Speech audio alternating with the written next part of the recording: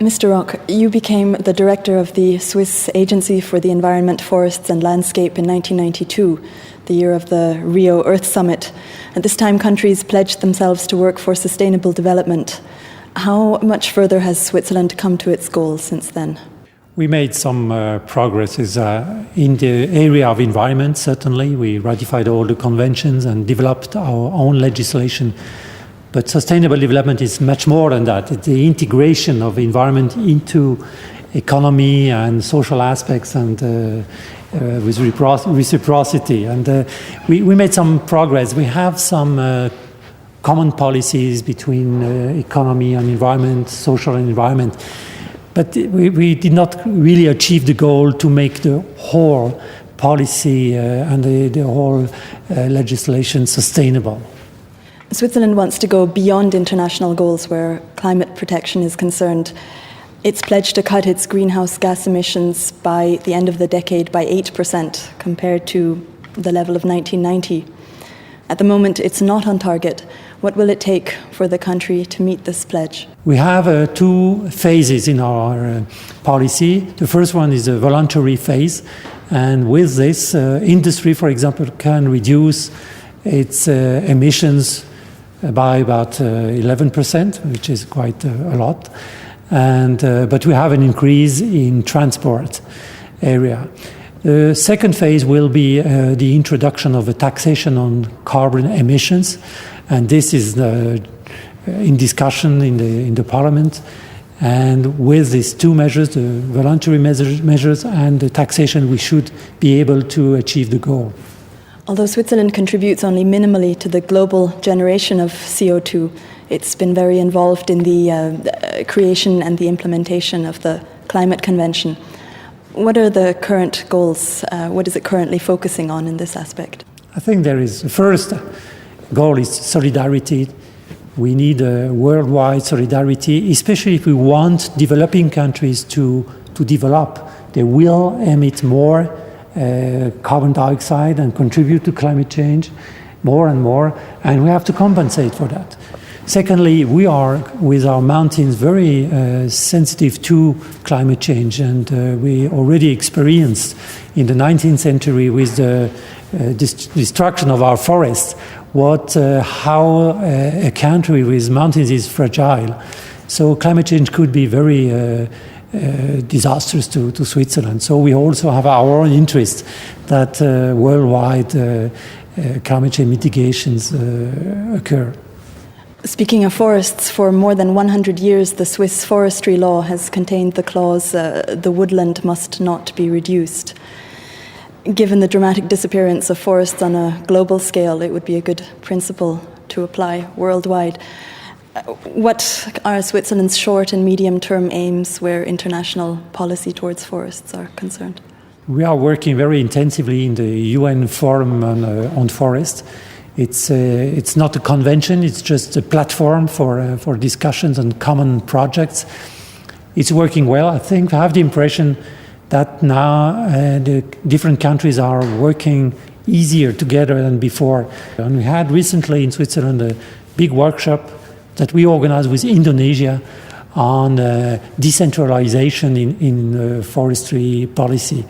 It was very interesting to learn from developing countries and developing from us, from our history, to try to develop a good system to protect the forest, to be able to use them sustainably, and to assure a good cooperation between central states and regions. And Switzerland has an experience in that, and it could be very useful for others to learn from that. Turning to water, all over the world, water is, of course, in shorter and shorter supply. Switzerland has a lot of know-how and experience in water conservation.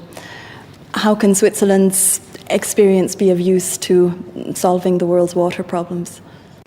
We are acting at several levels, but on the ecology side, we try to convince that in order to get water, safe water, in a sustainable manner, you have to protect the ecosystems which provides for water.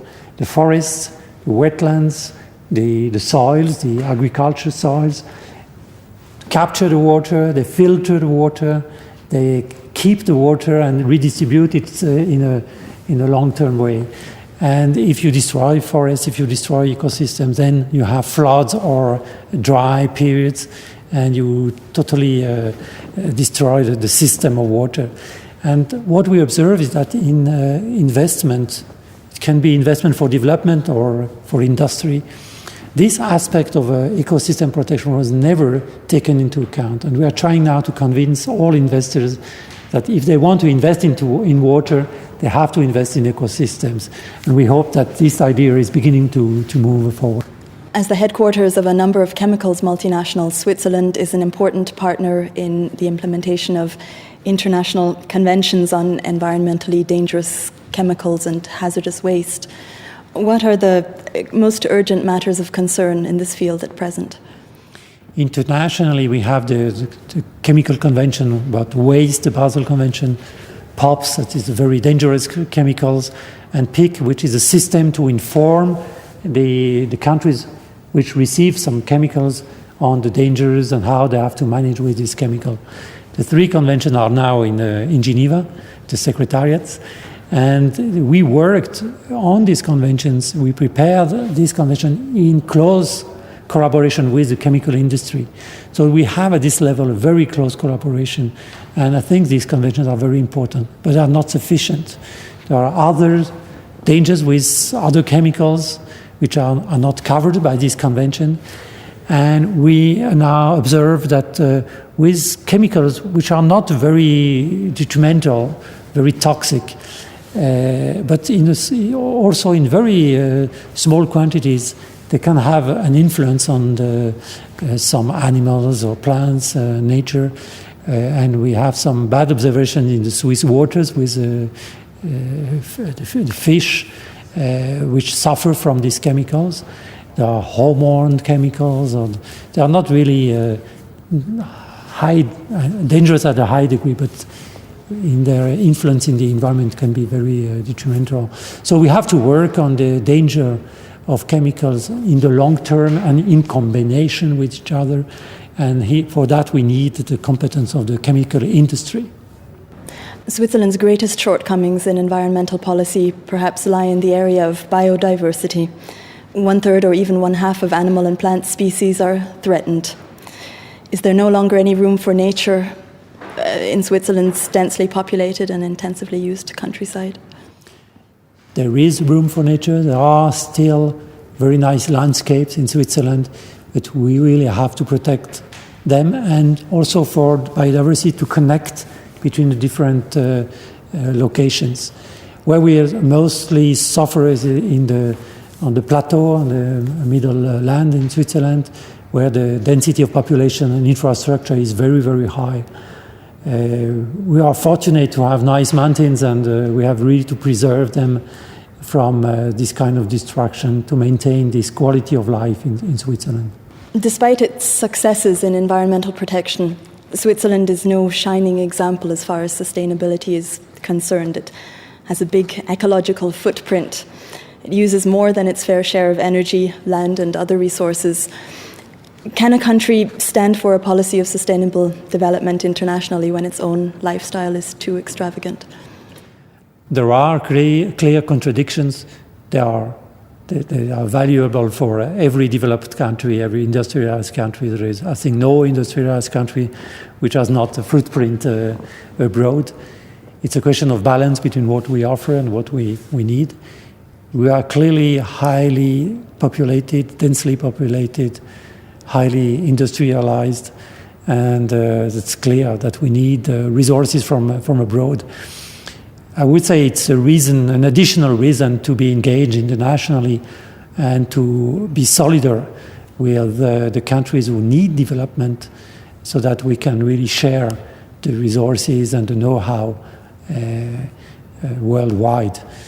It's clear that if every country in the world would like to live in the standard we are living in Switzerland and comparable industrialized country, the Earth could not really support that. So we have to make an effort to help the others to develop, and by the same time to enhance our efficiency and reduce some consumption in our society. in order to ensure sustainability for the long term. It's a long-term project. You cannot solve that in 5 years. Switzerland has been a member of the UN since 2002 and so now has a greater part to play in environmental policy than before. What are Switzerland's current priorities in environmental diplomacy? Our main issues are the climate change. We need to work together worldwide, otherwise we never achieve anything. Biodiversity as the source of life, the origin of life, but the source of present life, of economy, many aspects, and a stabilizer of climate and development conditions. Water is very important, and I would say chemicals also to avoid long-term pollutions. And the importance for us is the combination of the four and what we call governance, the organization within the international system, within the UN, so that the different sectors are working together and using synergies among them. And Geneva presents for that a very good opportunity because we have this House of Environment in Geneva where all the conventions, almost all the conventions and UNEP are working together and working with the big UN agencies as WHO, ILO, etc. And this possibility of synergies is improving the efficiency of the environmental system internationally. And I think this is a big contribution of Switzerland to the reinforcement of this system. On an international level, a lot of momentum in environmental policy seems to have got lost. The Rio +10 summit in Johannesburg in 2002 was seen by many participants as a disappointment. What has to happen to get one step further? I think we are moving further.